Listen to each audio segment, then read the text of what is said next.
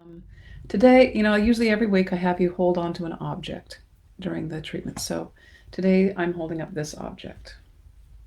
And I cannot see. Oh, there I am. Okay, good. Can't really see me. All right. And I'm going to just hold it. And I'm going to pretend like that it's the healing circle that we're going to go into. And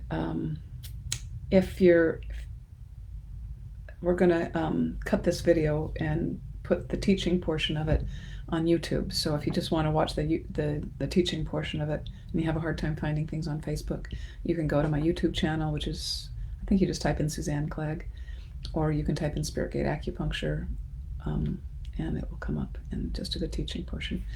But today I'm going to pretend like we're all going to be standing on a circle around a pond, and there's going to be all the people that need healing are there, and we're standing right inside this circle. And the circle is going to be turning, and see how this is sort of braided? I'm going to pretend like it's not just spinning, but it's also twirling. So that's going to be adding to my imagery. And anytime I bring something physical into my spiritual work, it seems to amplify it. Somebody's taking a picture of my yard. I have a great yard. Okay. Good flowers. Okay. A little distracting, sorry. Okay, good. So, all right. So today I want to talk about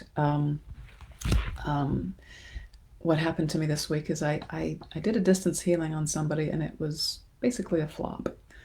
I don't know if it was a complete flop, and I shouldn't say that because it who knows, the ripple effect. It was certainly done with pure intent and good feelings, but on everybody's part. Everybody hoped for the best. But nothing really happened at all. And I didn't feel good about continuing. So I wanted to talk about expectations. Because some people feel like distance healing is magical. And if I'm really good at it, and I'm so good at it that I form a Facebook group or I put myself out as a distance healer, that I should be able to heal anything. Like if you can heal cancer, you should be able to heal back pain, right? And actually I find cancer easier to work with than back pain. But both cancer and back pain, I don't work with magically. I work with, except in the technical sense of the word, but not magical thinking. Not like, oh, I just do it and it happens because I'm gifted or I'm, something like that. That's not how I think of it, and I don't want you to think of that either. So, those of you you're participating in this, you're watching this video, you've showed up. Many of you have showed up at the hour so that we can do this together live. Everybody came. Hi, Babs. Hi, Dan. Betsy's here too. Yay. Dan's here. Sadhana. And 𝗘𝗲𝗍𝗿𝗆, Maddie. He can't hear me. Can anybody else? Is my picture frozen for anybody else? I can't send links. Sorry, it's too much for me to do. Maybe somebody else can do that. Okay, you can add. Okay, so 𝗘𝗍𝗍𝗿𝗆 says, is it possible? Can you add? You've just added them. Okay, I'm not going to say their names because it really is like I'm thinking of at least 40 things while I do this, and adding the names is a different part of my brain. So that's not what we do, but it doesn't mean that we don't care and that they're not going to be included in the healing. Just by typing it in, that's the container, okay? And if you really like their names there, I would encourage you to have a little detachment from that. And it's just, you treat it as a fun way that might enhance the healing by having me say it out loud. It's really a spiritual deed from non-duality, and the way we create forms, like, okay, we're going to say their name. It's almost like if we say it in a different cadence, it will work better. It might, but then following a rule, it won't. So feeling like the rule of you have to have your name on the list in order for it to work better is just not true. It really isn't. So the fact that you couldn't get it, the name isn't on the list, there might be something absolutely perfect about the way it's happening. So please, it's fine to put your name on the list. I'm not saying that it's not fine. I'd love to read the names, but if you can't get there, I don't want you to feel one drop bad about it. My intention is that if you request for healing any time in the Facebook group from Friday to Monday, that this particular deed that we're going to do will work with those names. Okay, because in the realm of non-duality, it's sort of like God, it sort of knows everything. And so we just set the intention and that works. Okay, but I wanted to talk about why sometimes it doesn't work. Because when it doesn't work, we can get understanding about how to get it to work.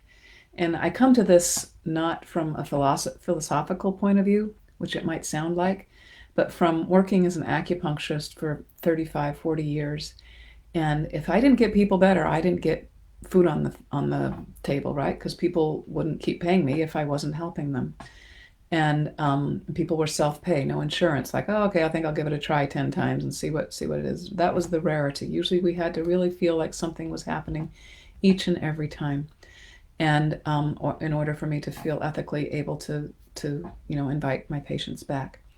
And this sort of translates into my willingness to really take apart distance healing and figure out how to make it work better. And but when it doesn't work, so say you've got cancer and it just marches on and nothing seemed to happen, you attended this distance healing and you felt absolutely nothing, no change in anything. Does that mean it didn't work? My sense is that it didn't certainly work the way that we wanted it to. I feel like good intentions always work at some level, but do they give us the results that we're after? Usually good intentions alone are not enough. So I'd like to talk a little bit about how to, okay, so one thing that stops things from working is magical thinking. Thinking that Suzanne is the great healer, and if we just get together and listen to her, we'll be magically cured. And I would say that I am a great healer just because I know that I'm not great. That's what makes me great, is that there's a certain level of humility of this process of I am not doing it. And so I encourage you to show up and not do it as well. So it's the old Taoist doing without doing. And how do you pull that off? And hopefully I coach us to do that more, to do and not do that more. It's really about straddling two worlds, and it's sometimes just surrender and giving it over to a higher power is one way to do that. But in some ways, when you just surrender and give it over to a higher power, whether it's me or God, you're not claiming your ability to draw it to you or to participate in it.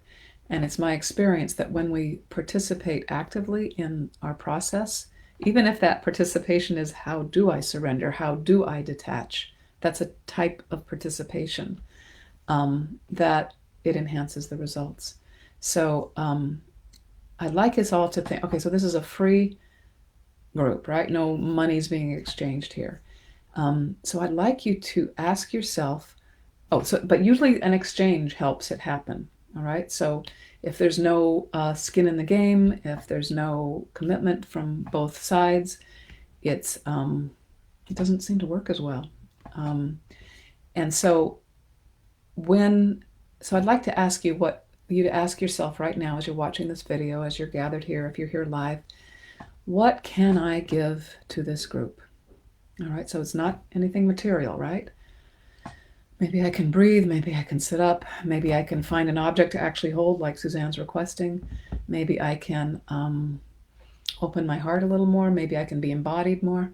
All right, I'm actually going to be quiet for 5 seconds, and I'd like you to ask yourself how you can give more to this process so that you, if you're the patient, can receive, or the people that you care about can receive. Okay, I'll be quiet while you do that.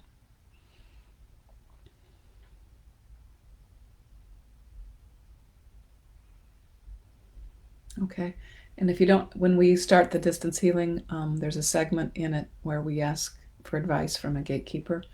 If you're in the actual Facebook group, you'll be able to get there. Okay, good. All right. And then the other thing with it not working is that sometimes we're focused on just one part of the healing. Sometimes people focus on just the spiritual, like if they didn't get any big dream or vision or sense of well-being or light around them or things like that, they feel like it didn't work, and yet things start improving in other ways, or they get an idea to go to a certain doctor, or they suddenly have a distaste for sugar and sugar was a problem, and they don't connect the dots. So sometimes there is a healing and we're just not recognizing it. And to get over that one, we just ask, what can I be aware of that if I was aware of could help me receive and appreciate this healing in a deeper way. And that will certainly help it work more to be conscious of anything that changed. Another thing that might happen is an overemphasis on the physical. Like some people think that if you just touch somebody, if a good healer can just touch somebody and their cancer is cured. And I've actually done that a couple times where it just felt like an overnight cure. But most of the time, what happens is people feel incrementally better. And sometimes they get all better, and sometimes they just keep living with cancer. It's like a chronic disease like diabetes or heart disease. It's certainly better not to have it, but it just doesn't seem to, keep them from enjoying their families and their activities. And it is a nuisance because you have to, take care of yourself more. But any chronic condition requires that. So is that it not working, or is that a friggin' miracle? Like that you didn't just the cancer didn't just invade your body and you're dead kind of thing. So I don't know. And that's all self-defined and all that. So I would love your discussion about that, like anything that you feel. Sometimes people put a lot of importance in feeling chi sensations. They feel a sense of lightness, a sense of flow going through their body. And all these need to be evaluated almost on a per person basis. And so if you get a strong reaction to any of these healings and you're curious about them, just schedule a Get Acquainted call with me. And that's faster for me than typing. And probably what I'll do is I have sort of a rule of the questions that I answer in this Facebook Live. I really want everybody to benefit from them. So if you really want me to give you like 5 minutes of just like processing with you what you think might have happened during this distance healing because you're not sure, I might want to video it, and if it's okay with you, then we'll publish it so everybody can benefit from that. Okay. Alrighty. Okay, so let's begin the healing. Okay, so get your object, and this is where I'm going to stop the YouTube recording. And if you YouTubers want to join the Spirit Gate Cancer Support Facebook group, it's free, and then you'll be able to participate in where we're going next.